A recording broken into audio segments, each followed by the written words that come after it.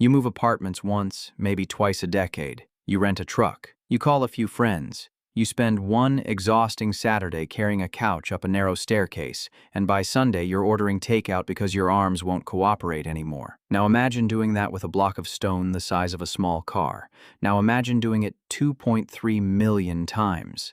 That's not an exaggeration. That's the Great Pyramid of Giza, but the real answer to how it got built is far stranger than thousands of slaves with whips.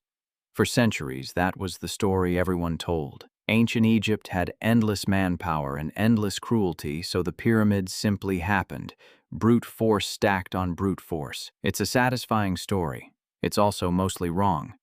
Picture the Giza Plateau around 2560 BCE. Dust, heat, the Nile shimmering in the distance, and an enormous coordinated construction site unlike anything the ancient world had attempted before. The math alone should stop you in your tracks. The Great Pyramid contains roughly 2.3 million blocks. Most weigh between 2.5 and 15 tons. Some of the largest granite blocks inside the King's Chamber weigh over 80 tons. Built over roughly 20 years, that works out to setting a new block in place every few minutes, day and night for 2 decades straight. How do you organize that? Not with chaos, not with whips, with logistics. In the 1990s, archaeologist Mark Lehner began excavating an area just south of the pyramids that changed everything historians thought they knew. He didn't find slave quarters. He found a town, bakeries, breweries, barracks with bunk beds, evidence of a rotating labor force, fed an enormous quantity of bread and beer, housed in organized units, and buried afterward not in mass graves, but in proper cemeteries near the pyramids they helped construct.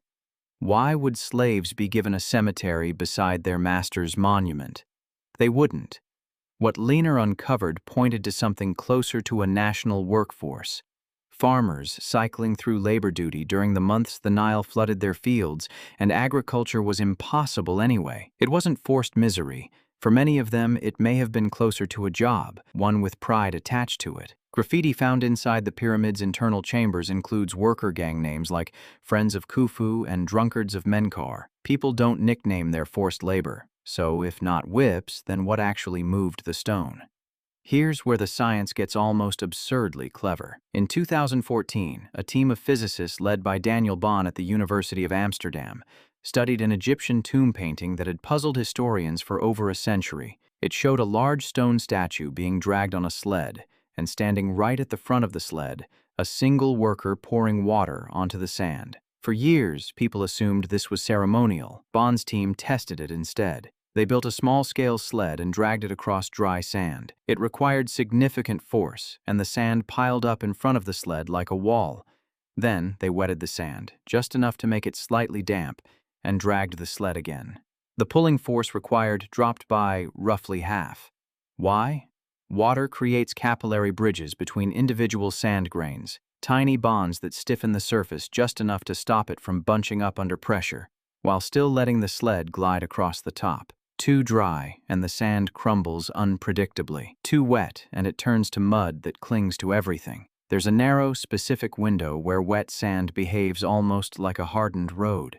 The ancient Egyptians had found that window through pure trial and error, thousands of years before anyone understood the physics behind it. But wetting sand only solves horizontal movement. It doesn't explain how a 2.5-ton block ends up 480 feet in the air. This is where Egyptology still genuinely argues, and where the story gets its most fascinating twist. For decades, the dominant theory was a single straight ramp built from mud brick and rubble running up one face of the pyramid. The problem is math again. To reach the pyramid's peak at a workable incline, that ramp would need to stretch nearly a mile, use more material than the pyramid itself, and somehow be disassembled afterward without leaving a trace. French architect Jean-Pierre Houdin proposed something different in 2007, an internal spiral ramp built into the pyramid structure itself as it rose, tunneling upward inside the outer walls rather than sprawling across the desert outside. Using 3D modeling and scans that detected internal cavities and irregularities in the pyramid structure, Houdin argued the builders essentially built the delivery system into the monument, then sealed it inside once construction finished. It's an elegant answer to an old problem. Get the material higher without wasting material getting it there. Not every Egyptologist agrees with Houdin's exact model. Some favor a combination of straight external ramps for the lower levels and something steeper and more compact near the top. What almost everyone agrees on now is this: whatever the specific method, it required precision engineering, iterative redesign, and a level of architectural planning that has nothing to do with brute force stacking. Here's the detail that tends to stop people cold. Zahi Hawass, former head of Egypt's Supreme Council of Antiquities, led excavations at the Workers' Cemetery near Giza and found something unexpected in the skeletal remains: healed fractures, bones that had broken during construction, and then been set, splinted, and allowed to heal, meaning the worker survived the injury and kept working afterward. That detail alone reshapes the picture. You don't set a broken bone for someone you consider disposable. You set it for someone you intend to keep alive and working. None of this means the work was easy, or the conditions were gentle by modern standards. It was still brutally physical labor in extreme heat, and injuries were common. But the picture that emerges from the evidence isn't rows of shackled prisoners. It's something closer to a massive, seasonal, state-organized workforce, fed, housed, occasionally injured and treated, and apparently proud enough of the work to leave their names scratched into the stone. So why does the slave myth persist at all? Partly because it's older than modern archaeology. The Greek historian Herodotus visited Egypt roughly 2,000 years after the pyramids were built and wrote that Khufu forced his people into brutal, unpaid servitude to build his tomb. Herodotus never saw the construction happen. He was recording second-hand stories, already ancient by his own time, filtered through centuries of retelling. That account got repeated so often it calcified into fact, long before anyone dug up a bakery or read a worker's graffiti. It's a useful reminder. Even ancient sources aren't neutral cameras pointed at the past.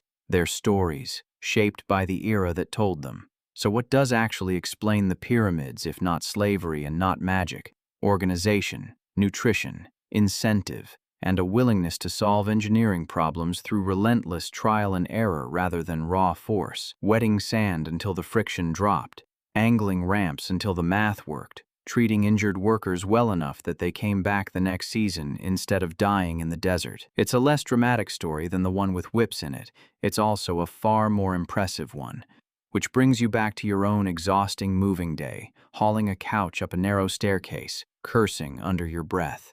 You had one heavy object and one flight of stairs, and it nearly broke you. The people who built Giza had 2.3 million heavy objects. No engines, no steel, no modern physics textbooks, and 20 years to finish. What got them there wasn't cruelty stacked on top of cruelty. It was thousands of ordinary people, fed, organized, and occasionally injured, quietly discovering the exact right amount of water to pour on sand so that stone could finally learn how to slide.